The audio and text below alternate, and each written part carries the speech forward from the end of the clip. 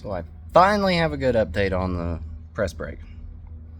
This thing sat on the floor forever.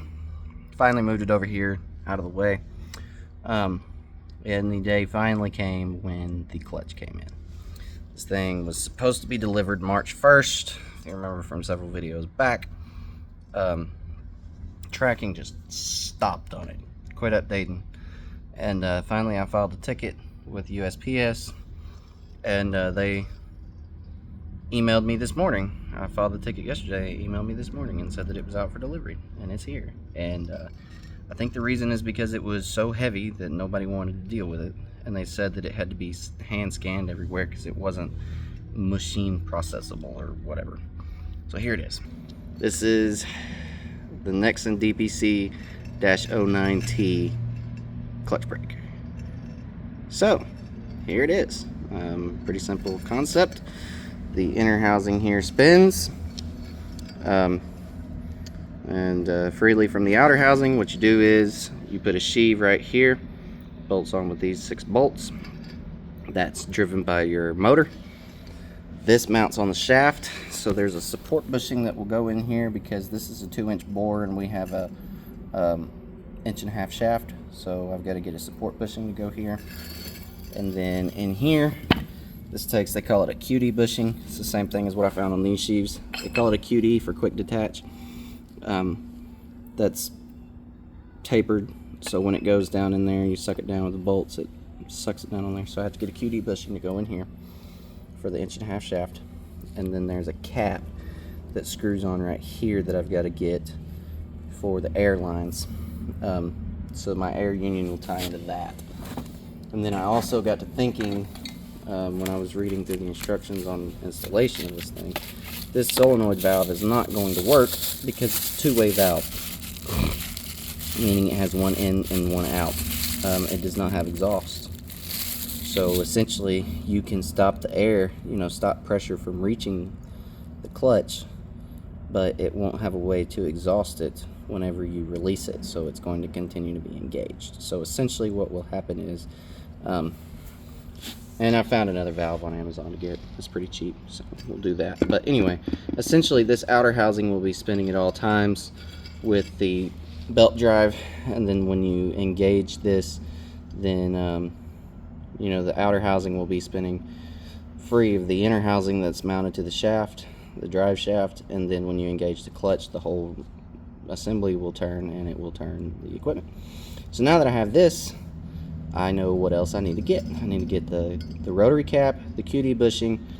I got to get a sheave for it, and I got to get the support bushing. The support bushing will have to mill out to the proper size because these are shaft mounted. So here's the shaft right here on the pallet. But anyway, that's a good update. Finally have the parts. I was looking at some of these parts yesterday on eBay. Has been my best friend on this whole project. And I'm excited because this is progress. This is progress. If you remember from the video the other day, the motor turns. I'm going to probably run that off of I think I'm going to run it off of 240 instead of trying to run 480. Run it off of 240. I feel like if I try to run it off of 480, I'm going to have magnetic starters, and I really don't want to do that. So we'll probably tie that thing into 240. Just put like a 50-amp breaker or something in it. I gotta figure out where I'm gonna put it. This area right here, eventually we're gonna get another air compressor to put over here, and it'll go in here and it'll pipe over. There's a T right there with a plug on it, if you can see that right there. So eventually this area is gonna get a new air compressor set here so we can have tandem air. But I don't really want to put it in this corner. For one, I've got to maintain access to that per OSHA.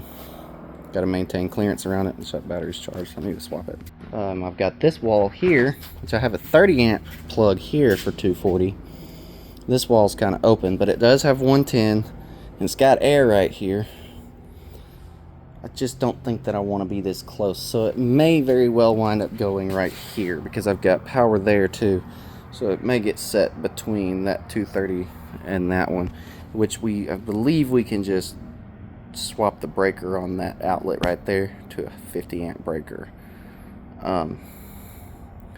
Or I have that one so that I can run a plasma or even a welder off of it, because I've got a 50 amp over there that machine's plugged into. That bin's probably not going to be there permanently. That one's probably going to get moved out, so that's not going to be a big deal. I will probably need to keep a scrap bin in here, but I doubt I'm going to keep that one right there. That one's just so big. But anyway, so that one's for if I run a plasma cutter while I'm down here working with a welder. But I'm going to need 110, which I may draw a leg off of. The problem is I can't necessarily just draw a leg off of my motor, because that 240, I won't have it neutral. Which I'm not an electrician, so I mean, I may be saying all this wrong, but forgive me if I am, if you're more educated. So most likely I'll just have a separate plug for the pedal. It's just a 110 plug that I can just plug into one of these outlets, or have them wire me another 50 amp 240 plug and just put me a 110 outlet next to it, and then I've got that air there, the air drop that I can run down. I'm going to make a manifold similar to this one. This one's coming off, obviously, but I'm going to make a manifold similar to this one. I'll have a regulator and maybe a bowl on it, but I'll just have a hose that comes off. I'm probably going to put it on this other side over here, just because everything else is over here. So mount it over here, and just have a hose that I can just plug in when I need it, and when I don't need it, we can pull it loose and detach it, and that'll also make it a little bit more versatile. But we're actually getting to the point now where we can start cleaning this thing up, because there is hope for this old crusty thing. So anyway, finally a good update on it, and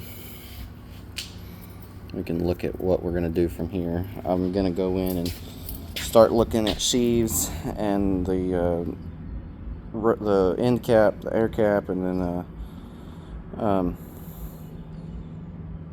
QD bushing, all that fun stuff. So I probably honestly need to take that thing in my office so I don't have to keep wandering out here. But anyway, finally some progress on it. We can start getting this thing pieced together so it's actually operational and not just sitting here. Then I'll have to get some dies. I will have to get dies for it so I can actually bend stuff. But it's a heavy piece, I can tell you that much. It is a very heavy piece. Moving it with a forklift is sketchy. Anyway, like, share, comment, subscribe.